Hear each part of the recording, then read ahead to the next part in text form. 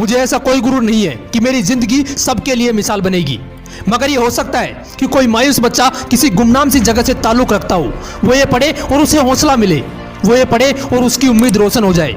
हो सकता है ये कुछ बच्चों को नाउम्मीदी से बाहर ले आए और जिसे वो मजबूरी समझते हैं वो उन्हें मजबूरी ना लगे। ये कुछ लाइनें लिखी थी भारत रत्न डॉक्टर एपीजे अब्दुल कलाम ने। दोस्तों, आज के इस वीडियो में मैं आपको कलाम साहब के वो किस्से सुनाने वाला हूं जिन्हें सुनकर आपके सोचने समझने का तरीका बदल जाएगा और आप अपने अंदर एक नई एनर्जी फील करोगे। So let's start the video. दोस्तों, आपको पता है कलाम साहब ने शादी क्यों नहीं की? इसका सिर्फ एक रीजन था और वो रीजन यह था कि कलाम साहब सबसे ज्यादा अपने काम से प्यार करते थे। जिस दिन उनकी सगाई होनी थी उस दिन भी वो अपने काम में इतना बिजी थे कि अपनी सगाई तक भूल गए और उस दिन उन्होंने शादी ना करने का फैसला किया। उन्होंने एक इंटरव्यू में कहा था कि इंसान शादी और बच्चे अपनी सेल्फिशनेस के लिए करता है और मैं सेल्फिश नहीं होना चाहता। मैं अपनी पूरी जिंदगी इस देश को समर्पित करना चाहता हूं। दोस्तों, बात है 10 अगस्त 1979 की। 19 साल की मेहनत, 23 मीटर लंबा SLV-3 रॉकेट 17 टन का वजन लेकर 7:58 पर आसमान में उड़ा। यह रॉकेट 4 स्टेजेस में था और यह सिर्फ एक रॉकेट नहीं था, यह सपना था उन तमाम लोगों का जो इस प्रोजेक्ट में शामिल थे और इस प्रोजेक्ट के डायरेक्टर थे कलाम साहब। वो रॉकेट पहली स्टेज तो पार कर गया, लेकिन दूसरी स्टेज में जाने के बाद रॉकेट ने काम करना बंद कर दिया और 317 सेकंड के बाद कलाम साहब और कई लोगों का सपना कचरा बनकर श्रीहरिकोटा से 560 किलोमीटर दूर समंदर में जा गिरा। दोस्तों, क्या हालत हुई होगी उस वक्त कलाम साहब और उनके बाकी साथियों की जब उनके 19 साल का सपना कुछ ही सेकंडों में समंदर में कचरा बनकर बिखर गया। कलाम साहब कहते हैं कि उस वक्त मैं अंदर से इतना टूट गया कि मैं अपने बिस्तरों में जाकर धंस गया और मेरी आंखों से आंसू बहने लगे। लेकिन दोस्तों, कलाम साहब हार मानने वालों में से नहीं थे। वो कहते थे कि पहाड़ की चोटी पर उतरने से पहाड़ पर चढ़ने का तजुर्बा नहीं मिलता, जिंदगी पहाड़ की चढ़ानों पर मिलती है, चोटी पर नहीं। कलाम साहब भी इसी तरह एक एक कदम आगे बढ़ाते रहे और दोस्तों, एक साल बाद 18 जुलाई 1980 सुबह 8:03 पर हिंदुस्तान का पहला सैटेलाइट रोहिणी अंतरिक्ष की ओर निकल पड़ा और अगले 2 मिनट के अंदर रोहिणी सैटेलाइट अंतरिक्ष में था। कलाम साहब ने लिखा है कि उन्होंने उस दिन अपनी जिंदगी के सबसे अहम अल्फाज अदा किए क्योंकि उस दिन उनके 20 साल की मेहनत अंतरिक्ष में थी। दोस्तों, उस दिन हमारा देश उन मुल्कों में शामिल हो गया जिनके पास खुद का सैटेलाइट लॉन्च करने की ताकत थी। ये सब हो पाया एक इंसान के मेहनत की बदौलत। दोस्तों, जब कलाम साहब को राष्ट्रपति चुना गया तो उनके स्वागत के लिए जोरों शोरों से तैयारियां की गई। राष्ट्रपति भवन को बहुत ही खूबसूरत तरीके से सजाया गया, लेकिन ये बहुत कम लोग जानते हैं कि जब कलाम साहब वहां पहुंचे तो वो सिर्फ 2 सूटकेस लेकर पहुंचे। एक सूटकेस में कुछ कपड़े थे और दूसरे में किताबें। इसे कहते हैं किताबों से प्यार। अगर इस वीडियो को कोई स्टूडेंट देख रहा है तो एक बात हमेशा ध्यान रखना कि जितना आप किताबों से प्यार करोगे ये किताब आपको उतना ही बड़ा बनाती चली जाएंगी। ये किताबें ही थी जिन्होंने कलाम साहब को इतना बड़ा बना दिया। आपको पता है पूर्व राष्ट्रपति कलाम साहब सादगी और ईमानदारी जैसे गुणों की मिसाल थे जो आज के राजनीतिक परिदृश्य में दुर्लभ हो चले हैं। एक बार कलाम साहब का पूरा परिवार उनसे मिलने दिल्ली आया। उनके 90 साल के बड़े भाई से लेकर उनके 1.5 साल की परपोती तक टोटल 52 लोग थे।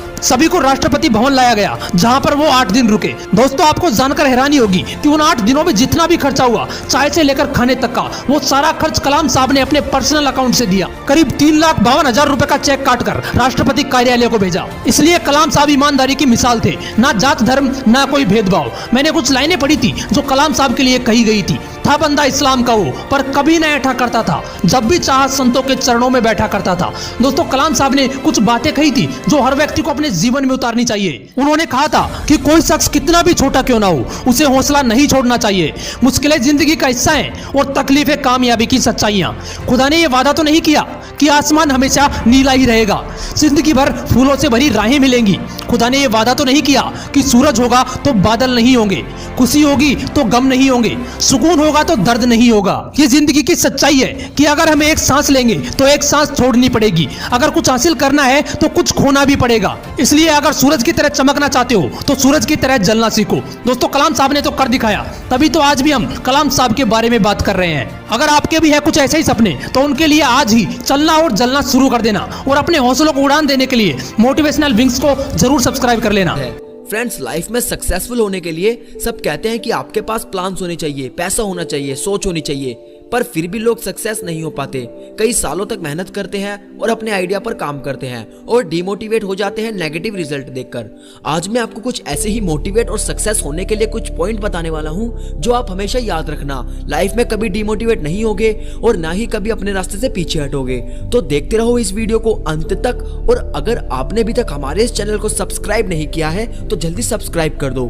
तो फ्रेंड्स, जो सबसे पहला पॉइंट है वो ये है कि लाइफ में कुछ भी शुरू करने के लिए आपका आपका महान होना जरूरी नहीं है, लेकिन महान बनने के लिए आपका शुरू करना बहुत जरूरी है। मतलब कि जो भी आप लाइफ में अपने अचीव करना चाहते हो, हासिल करना चाहते हो, उसे पाने के लिए तुरंत काम शुरू कर दो।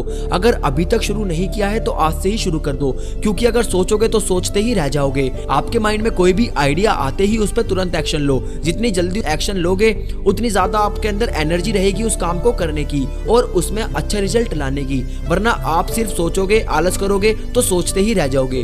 और जो भी आप करना चाहते हो उसका मतलब ये नहीं है कि पहले आपको बहुत बड़ा बनना पड़ेगा या बहुत पैसा चाहिए। आपके पास जो है, जैसा है वैसा ही शुरू कर दो, उसमें सुधार वक्त के साथ आता चला जाएगा। और अगर आप शुरू कर चुके हो अपने सपनों को अचीव करने की तैयारी, तो कांग्रेट्स, आप बहुत जल्दी सक्सेस भी हो जाओगे। क्योंकि हार सिर्फ उनके लिए है जिनको शुरू करने में आलस आता है और हारने में डर लगता है। बाकी बच्चे लोग अपनी मंजिल पा लेते हैं। और दूसरी बात, इस दुनिया में कुछ भी इम्पॉसिबल नहीं है। जो आप सोच सकते हो वो आप कर सकते हो, और वो आप सब कुछ कर सकते हो जो आज तक आपने सोचा तक नहीं।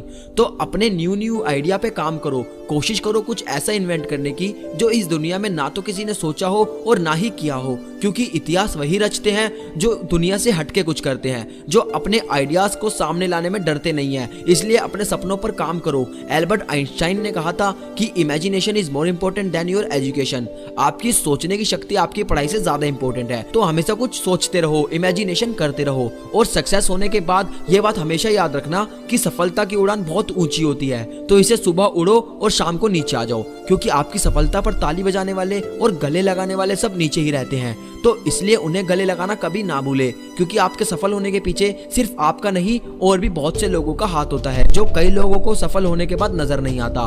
उम्मीद है मेरी बात आपको समझ आई होगी। तो वीडियो कैसी लगी कमेंट में जरूर बताना। जंगल में सुबह जब हिरन जागता है तो सोचता है, आज अगर मैं जी जान से नहीं भागा तो मारा जाऊंगा। उसी सुबह एक शेर जागता है और सोचता है, आज अगर जी जान से नहीं भागा तो मैं भूखा मर जाऊंगा। शेर हो या हिरन, भागना तो पड़ेगा।